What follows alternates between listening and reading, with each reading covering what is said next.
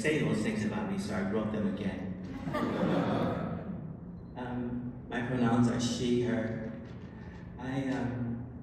As was just stated, I've been out to the transgender community for more than 40 years, so I've seen a lot of things, so I kind of want to talk a little bit about that. Been married to a wonderful woman who's videotaping me now. It's not videotape, it's recording. But my wife of almost 50 years, she's stood.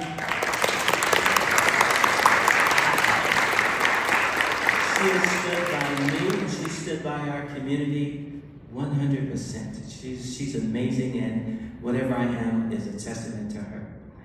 We have two grown children who knew about me from very, very early on because I'm not good at lying, and so I wanted them to know what was going on with me. As was stated, I'm a past president of two different gender organizations. Both still exist. One's called the Chicago Gender Society in Chicago, and the other is called the Kite chapter of a group called Trias, Society for the Second Self. I'm a supporter of the Buffalo Grove Pride Project, who sponsors a parade in Buffalo Grove, Pride Parade in Buffalo Grove. So I'm still involved in the community, but I'm retired from work, and I try to retire every way that I can, but there's still so much work to be done. So I thought I wanted to talk about, for people who may not know, what came before. Where were we in the past? So I have some slides here, and when I decided to do this, I had an idea of what I wanted, and it changed over time, so I'm going to ad-lib some of it. This is 1969, Stonewall riots.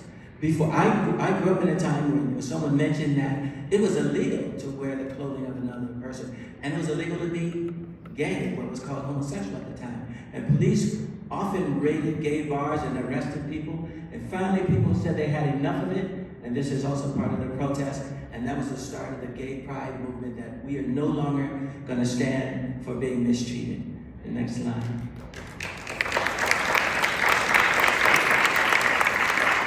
That's going to be part of my message today, that yes, we have a lot of bad people in power now, but I'm not going to be despondent. We're going to fight. We're going to fight them. This is the first transgender reassignment surgery that was in 1922. This is someone, I forget it, this is Dora Richter. She had gender reassignment surgery in 1922 and 1931 in Germany. Germany at one time was more receptive to people who were different till the Nazis came. When the Nazis came, she actually had to flee Germany and run away. This is Christine Jorgensen. Does everyone know who Christine Jorgensen is? She was the first famous person who had gender reassignment surgery. And this is in 1951 and 1952. The next one, yeah, that's her. That's her. And can I have the next slide? She actually visited Chicago, let's say in the 70s or 80s. And this is a convention that we put on, and she came to it. But she was someone who made the world aware that people like us existed. Can I have the next slide? This is Virginia Prince. Anyone know who Virginia Prince is? She's the mother of transgender groups in America.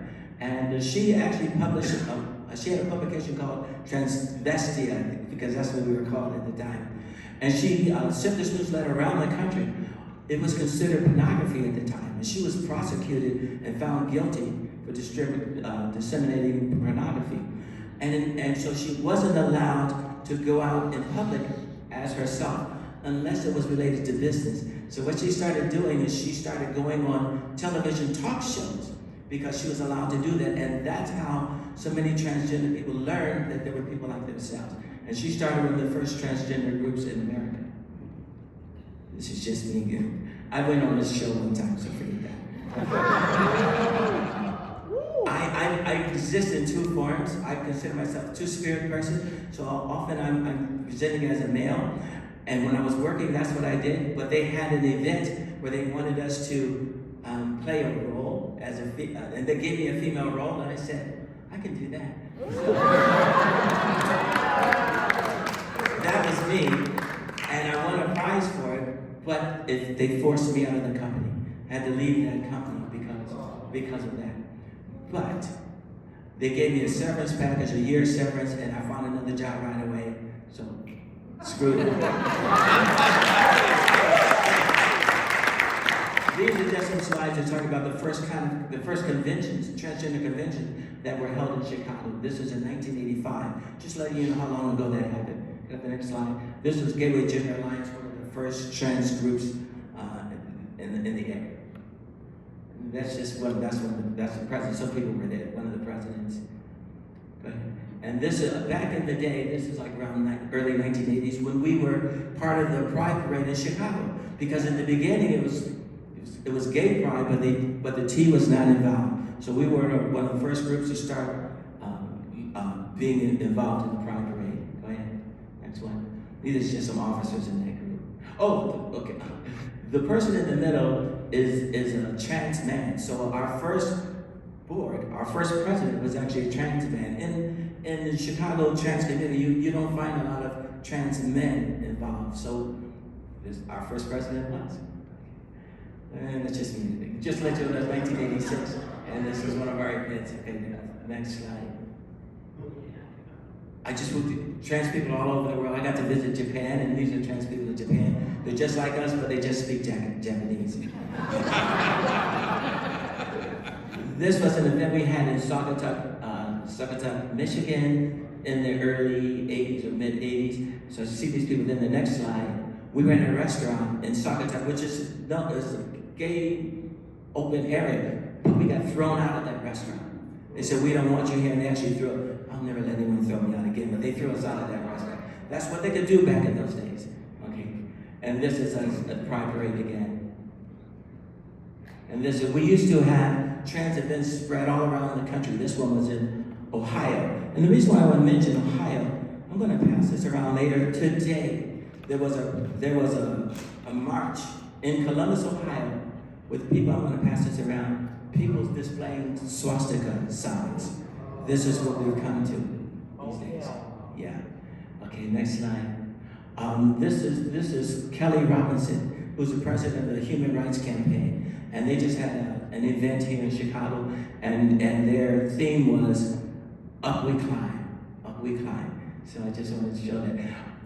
Talking about the past, I wanted to let you know when those groups were formed. First group was called the Holes and Hills Club. Holes and Hills Club. People know about that. Anyway, what it was so secretive. When people came to these meetings, they were afraid that someone was from the FBI. So if you came dressed as a man, they made you put on women's shoes and women's hose, so that if you were FBI, you were breaking the law as well. That's how bad things were before.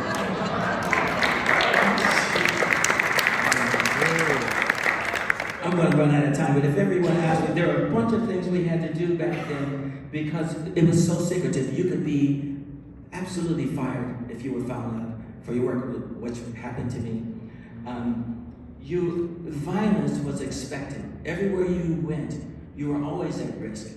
And so you always had to be aware that something bad, because we weren't welcomed. So a lot has happened to make things better. So I want to talk about how a storm is coming. There's this movie, The Terminator, which I love that movie. But at the end of The Terminator, someone says our storm is coming. And it seems like a storm is here already with the past election, but there's more coming. And so there are two things you can do. You can run and hide, or you can prepare for the storm. And so what I want to say is we can continue to live our lives the way we deserve to live our lives. And I want to give a story about that. Believe it or not, I belong to a gun rights club. A gun rights club. Why do I do that? Because I feel we're at risk, and I need to know what I need to do to protect myself. This group I go to, there are a lot of people, imagine, who would not be happy with someone like me. So I tend to go to that meeting in my other form. And I'm going to mention someone who's here, a friend of mine. Brianna, can you stand? If you don't mind. This is Brianna. This is a girlfriend of mine for many, many years. She wanted to come to our meeting. And I thought, I don't know how that's going to be taken by these gun people. So actually, I brought some protection for myself and her. But she came and she walked in like she owned the place. She walked in like she belonged there, and this is her country, and she wants to come to this meeting. Here I am, and screw everybody. And I was really amazed because I was too afraid to come and ask myself. But she came, so the lesson I learned was that you should always feel that you have a right to be you. Go where you want to be. Don't let people make you hide away and run and be ashamed of yourself. So my message is be strong in the face of all this. All this stuff is to be strong in the face of it.